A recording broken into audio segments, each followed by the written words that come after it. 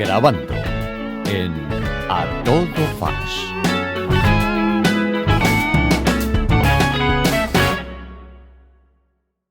Hola amigos, bienvenidos a la tercera sección de Grabando.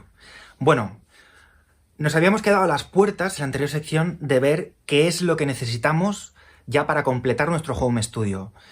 Y antes de empezar las prácticas, que yo soy el primero que está deseando empezar a hacer cosas prácticas, en vez de estar aquí dándoos la turra, pues mira, necesitamos esto y con cosas de teoría y cosas técnicas. Pero bueno, es necesario, hacedme caso. Nos faltan dos cosas imprescindibles. Una son unos auriculares. Ahora os vamos a explicar por qué es imprescindible desde mi punto de vista. Y otro es microfonía. No es imprescindible tener mucha, pero algo hay que tener. Y ahora vamos a ver por qué. En primer lugar, auriculares. ¿Por qué hay que tener unos auriculares? Pues porque lo cierto es que no siempre se trabaja a volúmenes bajos. Cuando estamos mezclando hay como unos niveles de mezcla óptimos en los que el oído escucha mejor lo que pasa y lo que suena, y no son precisamente súper bajos. Con lo cual también es cierto que esto de la música funciona un poco por emociones, y lo más habitual es que nuestro oído se acostumbre, aunque empecemos trabajando a un volumen comedido, se acostumbre y vayamos dándole más cera al control de monitores, al volumen que sale por nuestros altavoces, para sentir la presión porque nos mola, o porque te has acostumbrado al nivel con el que estabas trabajando y necesites más. Entonces, ¿qué ocurre? Pues que si a poco que convivas con alguien o que tengas vecinos, lo normal es que suba alguien y te quiera clavar un cuchillo en el ojo porque estás trabajando durante mucho tiempo o muchos días seguidos, aunque no sea mucho tiempo, pero muchos días seguidos de manera más o menos constante, a un volumen que moleste. Y más si tenemos un subwoofer que reproduce frecuencias graves o los monitores son de un tamaño mediano o grande y molesten porque la vibración se transmita por los muros y pueda molestar al vecino de arriba, al de abajo, a los de los lados. O simplemente a tu pareja, a tu madre, a tu hermano, a tu padre, con los que convives.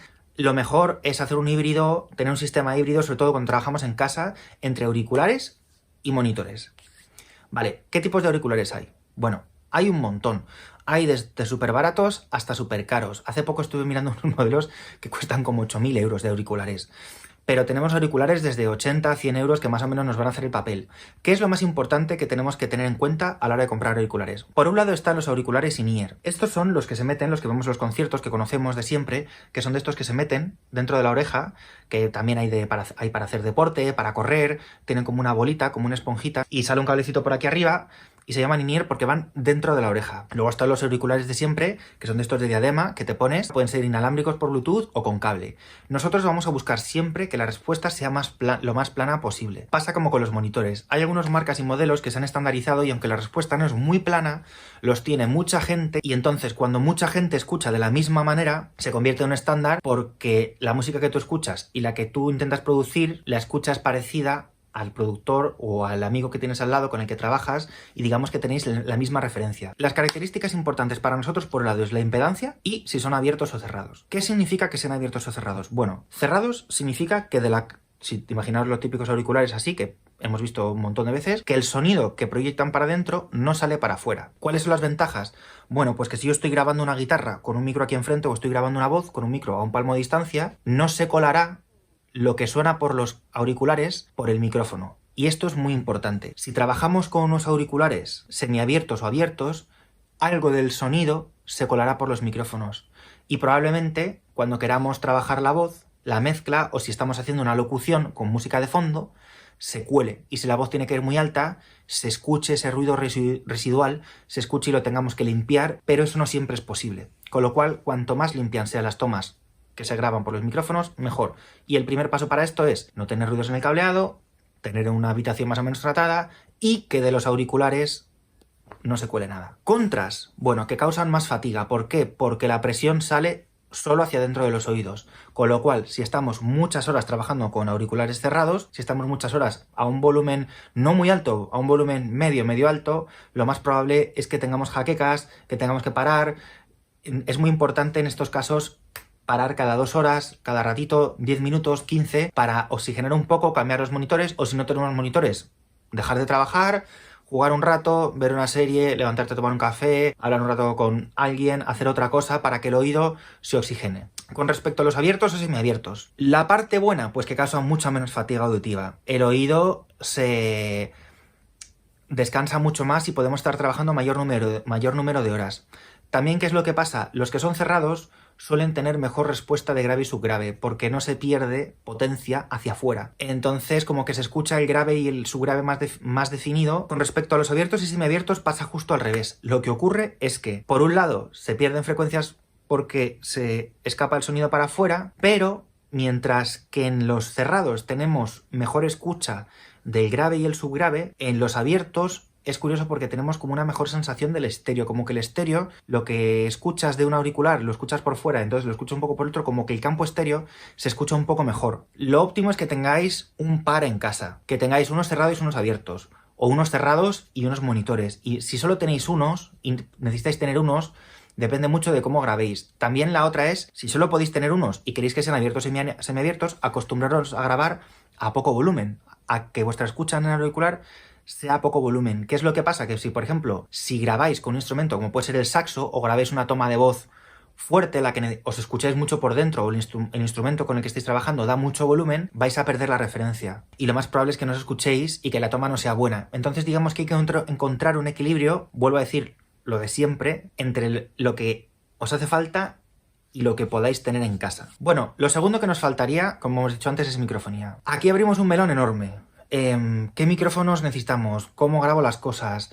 Iremos viendo pequeños microtutoriales de cómo grabar en casa y cómo es mejor hacer. Pero vamos a dar unos cuantos tips básicos de microfonía. Para empezar rápido, un micrófono es un dispositivo que tiene una membrana que en función de lo que le llega a esa membrana, eso lo convierte en electricidad y lo transmite a través de un cable a una interfaz que lo recoge y lo convierte otra vez en audio y lo registra. Partiendo de esta base, vamos a establecer el primer criterio, que son micros dinámicos, de condensador y micros de cinta. Los micros dinámicos son muy duros, no necesitan alimentación externa. ¿A qué me refiero cuando digo que son muy duros? Pues que se cuela poco de alrededor, son poco sensibles. Hay que darles ganancia, pero recoge lo que hay en un campo muy cercano. ¿Para estudio tiene realmente una aplicación? Bueno, si eres cantante y quieres grabar unas maquetas de voz, pues está bien tener un 58 en casa, siempre rulando por ahí, que te sirve para hacer coros si vas a un concierto y llevarte tú tu micro, o para en casa en un momento dado grabar una voz.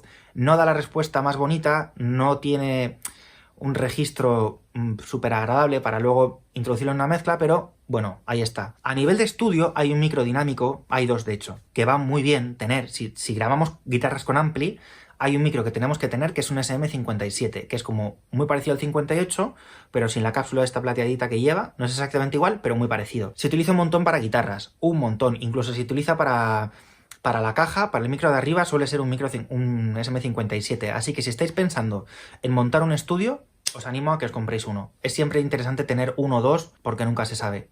Como un par de 58 son baratos y están bien. El otro micro dinámico que es bastante conocido, es también de Shure, es el SM7. Se utiliza un montón para voces, un montón para guitarras, y es un micro que para voces en directo, si lo habéis visto, lo suelen poner porque da un color muy chulo para estudio, pero es dinámico y cuando en una actuación en directo, en grabaciones en directo, funciona bien porque da un color lo suficientemente chulo, pero no recoge mucho de alrededor, como un micrófono de condensador, que ahora vamos a ver. Bueno, micrófonos de condensador.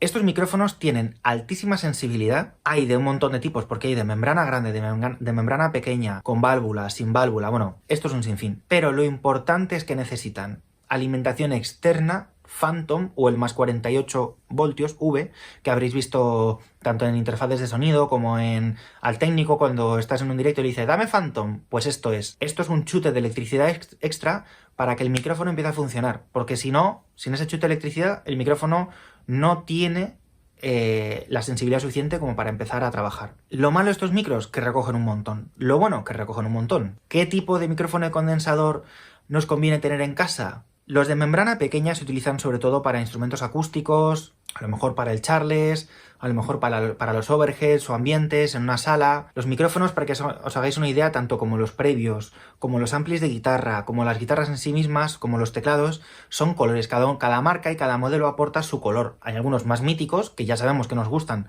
porque los hemos ido en infinidad de discos, pero no significa que el de al lado, que a lo mejor es menos conocido, no aporte cosas chulas y no nos valga para lo que nosotros necesitamos. Entonces, vuelvo a lo de siempre. Lo importante es probar todo lo que podáis, probar, vamos, micros de amigos, de no amigos. Si podéis pedir al distribuidor que os deje un micro, llevaros vuestro ampli, poned diferentes micros, cómo suena mejor, cómo suena peor. Quedad con amigos, poned un par de micros cada uno, los que tengáis, los que se pueda. Mirad vídeos, hay un montón de reviews y de tutoriales en YouTube sobre cómo grabar. En SoundCloud también hay un montón de muestras, guitarra grabada con tal micro, guitarra grabada tal. Lo bueno de YouTube es que incluso podéis ver cómo los colocan. Yo lo que os recomendaría es empezar por un micro de membrana grande. ¿Por qué? Porque es más versátil. Habitualmente los micros de membrana grande sirven para más cosas que los de solo membrana pequeña. Si ya estáis montando algo más serio o tenéis mucho trabajo y necesitáis grabar instrumentos diferentes de calidad o queréis tener colores, por lo que os digo, por capricho, porque queréis, y poner en una guitarra acústica un micro de membrana grande con uno de membrana pequeña, o al revés, o combinar dos de membrana pequeña haciendo un modelo XY con uno de membrana grande de ambiente, o por detrás o por encima, eso ya es que lo hayáis probado, que os guste, lo veáis bien y que tengáis presupuesto para afrontarlo. Yo os recomiendo, como antes, empezad por una cosa y si queréis podéis ir ampliando. Y mi recomendación es que tengáis por lo menos un dinámico y uno de condensador. Bueno, por último me gustaría hacer un poco de hincapié en los micrófonos de cinta. Dan una sonoridad muy cálida, muy agradable. Funcionan para todo, para guitarras acústicas, para guitarras eléctricas, para ambientes de batería, molan un montón, pero es muy importante saber que no necesitan Phantom. Un micrófono dinámico le puedes poner Phantom que no se estropea, un micrófono de condensador necesita Phantom, y un micrófono en cinta, si le pones Phantom, lo rompes, se estropea. Os digo lo mismo de antes, probad, cada micro tiene como sus ventajas y sus inconvenientes, y cada uno aporta su color y su personalidad, tanto por la construcción como por la marca. Entonces, bueno, ya me contaréis qué tal os ha ido. Bueno, por último, lo que nos interesa de los micrófonos es el patrón polar. Oye, Jimmy, ¿qué es el patrón polar? Bueno, el patrón polar es cómo los micrófonos recogen el sonido. Están los cardioides, supercardioides, con figura en 8, omnidireccionales, con patrón polar variable. Bueno, esto es muy sencillo. Imaginaros que este bolígrafo es un micrófono de voz, un SM58, y que esto que tenemos aquí arriba, donde se aprieta, es donde está la cápsula que recoge el sonido. En caso de que estuviera horizontal, un microcardioide es el que recoge sobre todo lo que viene delante y un poquito de los lados. Un supercardioide es el que recoge más que el cardioide lo que está delante y un poquito menos de los lados. En función de cómo está la membrana, que estoy queriendo comprender que sabemos que la membrana, si el micro está horizontal, la membrana está así, está plana con respecto a de donde viene el sonido, ¿vale? Los micros con patrón en 8 cogen sonido. Si la membrana está plana, cogen sonido por aquí y por aquí. Y los que son omnidireccionales recogen sonido de todas partes. Y los que tienen patrón polar variable significa que tienen un switch interno, un pequeño mini switch, en el que tú puedes, un selector, en el que tú puedes poner, oye, que quiero que sea, que recoja por aquí, por aquí, por aquí, o que recoja en 360. ¿Esto por qué es interesante? Bueno, imaginaros que tenemos presupuesto para coger un micro de condensador de membrana grande con patrón polar variable. Y además tenemos un micro de condensador también de membrana pequeña. ¿Qué podemos hacer? Bueno, pues a lo mejor lo que podemos hacer es, para grabar una voz, utilizar el de membrana grande, puesto así, para grabar nuestra voz y ponerlo en patrón polar cardioide, para que recoja sobre todo de aquí y muy poco de nuestro entorno, de nuestra habitación. Bueno, pero ¿qué pasa si tenemos además un micrófono y queremos que ese sea el que graba la guitarra acústica? A lo mejor queremos grabar una guitarra acústica y que ese sea lo que graba, digamos, el centro, y que el otro lo que haga es que ponerlo en patrón polar en 8 y que grabe los lados. Bueno, pues pondremos el micro pequeño apuntando a la guitarra y el otro apuntando justo en perpendicular a la guitarra para que coja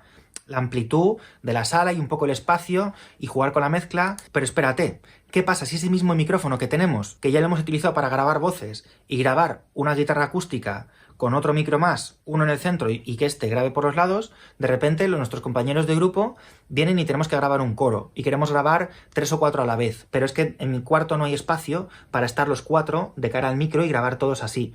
Bueno, pues lo ponemos en patrón polar en omnidireccional y podemos grabar todos, podemos ponernos alrededor. Yo, si podéis, os animo a que cojáis lo que os he dicho, uno dinámico y uno con patrón polar variable de condensador de membrana grande. Y a partir de ahí, pues poco a poco ir creciendo, poco a poco ir aprendiendo, y nos vemos en el siguiente capítulo. Espero que os haya servido y un beso para todos.